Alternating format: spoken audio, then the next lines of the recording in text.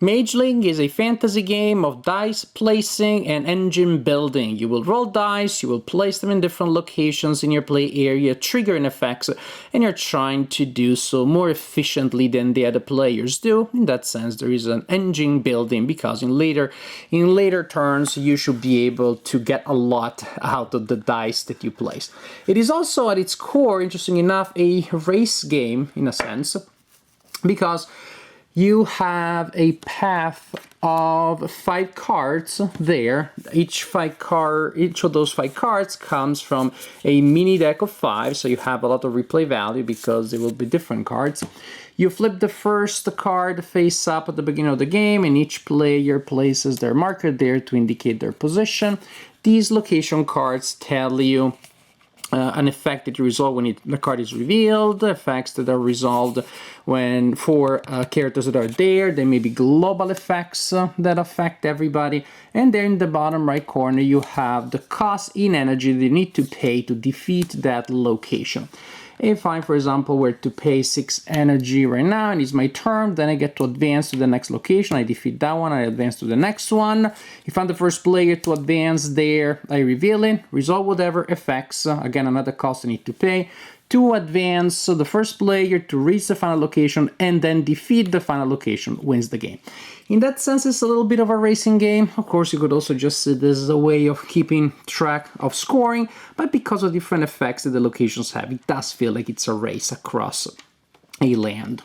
Now, and that's why we do what we do, but how we do it? Well, we will rely on cards that will come from the Nexus. The Nexus is a line of 5 available cards that come from a pretty thick deck with a lot of different effects, a lot of unique art.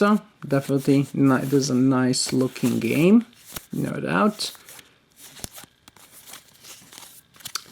Now, these cards, there are 2 types. One is the scrolls. Scrolls have a cost, a type which is used when other effects refer to them, say do something with all cards that have the mask symbol. And then an effect which is used, which is triggered when you place a die of the corresponding type. And also for that to be possible, you need to have acquired the scroll to start with. But then, if you have a die that matches and you place it there, then you activate the effect, which is first you gain the resources indicated there, and then you activate the effect. The resources are mana, which pretty much is energy that you can save from turn to turn, and then energy, which you generate from turn to turn, and you keep track of energy here on this tracker, how much you accumulate, how much you spend, but at the end of the turn, all unused energy is removed. So we want to use game effects to buy scrolls. We can have up to 8 in our play area, and then we want to activate those. Now, when it is your turn, you roll these dice, and then you can re-roll any and all of them once. So different from many dice games where you have a roll and 2 re-rolls, here you have a total of 2 rolls per round. What do you have after that? Well, you gotta stick with that. That's what you get. Suppose that's what I got. Then it is time for me to spend my dice. I can take 2 dice, any 2 dice, and place them here in the gather section. They will generate 1 mana if they are the same, like in that case, or 1 energy if they're not the same. If I have dice with this symbol, I can place one of them here, and that may activate an animate action, which is indicated by actions that have the little arrow there. Or I can also use the animate die to discard a card from the Nexus, in which case it is then replaced with another card straight away. There are always 5 cards in the Nexus. I can also choose to take dice of a certain kind and any number of hands and place them in the focus section. When I place them there, I generate immediately a number of energy equal to the number of dice that I place there, so that's more efficient than using the gather action because 3 dice give me 3. 4 dice will give me 4, as opposed to here 4 dice will give me 2. Then, another thing, the symbol of of the die that I place in the focus area, I can use to activate spirits. Of the cards in the Nexus, there are two types, scrolls and spirits. The spirits have a symbol here, and actually that indicates the type of spirit that it is, and this just indicates that that is a spirit. So if my focused symbol corresponds to a symbol of a spirit in the Nexus, like here, then I can activate that effect. So I do this, I generate 3 energy, and I say, okay, I'm going to use the spirit. Then I simply show the card, reveal the resolve the effect, and draw another from the Nexus to replace it. The other kinds of cards that we have here are the scrolls, so that have a cost here, a symbol for the die that we use to activate, and then an effect, the energy. For example, she produces 2 energy, and then you would use that. So I can also, during my turn, spend energy to buy cards. Suppose that I do buy that card, and then suppose also that from previous turns I have a couple of other cards. I can have up to 8 cards at a time in my personal area. And so, the dice that I rolled and that I have not used yet, I can also use to activate effects. So for example, if I have this die that I have not spent in any way, then I can place it here and then I activate the action. So again, the dice are used here on this board mainly to generate energy, to commit to a focus symbol that will allow you to activate spirits of that kind. Then you spend energy to buy scrolls, and then you use dice to activate your scrolls.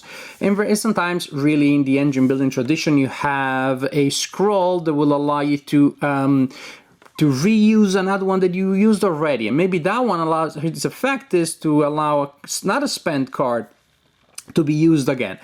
So you can create some really powerful chains of events. Other things that you can do, game effects may give you these monsters here that you place next to your play area. You need to spend 2 energy to remove them, and you cannot advance to the next location until you remove them. Game effects may also place blood on your scrolls, in which case you cannot use the scroll until, well, first you place a die there, but instead of activating the effect, all you do is you remove this one. Basically, a wand will make you waste an action to activate that. This is the general gist. Generate energy with your dice, buy cards, activate those cards, and remember, the first player to reach the last location and defeat it wins the game. So, Mageling. I should also mention that the game includes a cooperative mode and a solitaire mode, which is pretty much the cooperative when you play by yourself. In this mode, it's a race against time. You're trying to complete your path before it's too late, and there are monsters that awaken during the game and do different effects to mess your Nexus, but it's pretty much the same as the competitive game, which is the one that I described more in detail. Now, pluses and minuses. This game to me is like so-and-so. It's not too bad, but I wasn't in love with it. There are just negatives that maybe outweigh the positives, probably slightly. On the plus side, the game is, well, the general idea, I like it. I like engine building games. I like that the push your luck element that you have here with the dice. And those are the most interesting things to me. The art is also very attractive, but then there are just many things about the design that I found unattractive. One is downtime. If you play with 4 or even 3 players, then you're playing 25 or 33% of the game, and you're going to be engaged for 33% or 25% of the time. Because there's nothing for you to do during other players' turns. It's not like one of those games where at least I can think about my strategy, because the cards in the Nexus may not be there by the time it's my turn to go, and also I have this great plan, and I roll the dice and I don't get the symbols. So there's really no point in thinking ahead too much. Yes, if you see a certain engine, you want to build that, but again, it'll be pretty obvious to you, oh, that engine is great. So you're just sitting there and waiting for other people to play their turn, and that's just not all that great. And some of the engines are just, we agreed, stupid in a good sense, meaning like stupid good, stupid powerful. I say stupid here again as not a pejorative, but as a magnifier. You have some engines that if you pull them off, then you're getting 10 energy or mana, 10 to energy or mana automatically each turn. Then you're gonna win in 3-4 turns, and that's annoying when you're just there struggling, and you got a couple of bad rounds, and you have done not much. So that can be annoying. That is, by the way, a problem or a threat, a possibility that you have in most engine building games, that an engine will just take off a little too quickly. But, well, that's something I don't like too much in engine building games. I prefer engine buildings that somehow are a little more balanced. Say when you use something in an engine, it slows you down. There's a little bit of rubber banding, but there isn't anything of that sort here. Your engine is better than mine, you are going to win. And your engine being better than mine may simply depend on the fact that when it was your turn, those cards of the engine were available. It's not like, whoa, you saw something I couldn't see. I see it, but it wasn't there during my turn, or I didn't get the dice to get it. So, so you have the sense that there's a random element which is really massive, and that is annoying. Again, there are good things about the engine per se, say the fact that if you specialize in one thing, then of course if you don't get that symbol, that's a problem. If you have a little bit of everything, you'll be able to activate things more likely.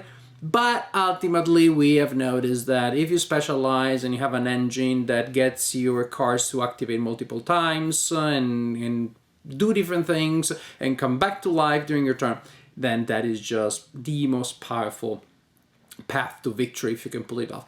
You can react to that knowing that everybody will grab those cards as fast as possible so that at least one player doesn't get to control them all. That's a way of approaching that. But still, again, the possibility of the runaway leader, which we saw happen, and especially the downtime, just not particularly exciting. Also the problem that you have what they call the dominion effect, which is when in later phases of the turn of the game, downtime is worsened by the fact that other people, it's always other people, it's never me, I don't know why, other people have these engines, and so their turn takes a long time before they can do everything that they need to do. I spend more time talking about the negatives, but I have to tell you, the positives are fun, but after all, the positives are the minority of the experience. I played it only with 3 or 4 people, then I also tried the solitaire, but when I played it against other people, I play for 25-33% of the time. Less, actually, because my turns are usually much faster because the other people have better engines, and that gets them to play longer. So Mageling, pluses and minuses, it looks great, the art is absolutely fantastic, but as a game, I was fairly unimpressed.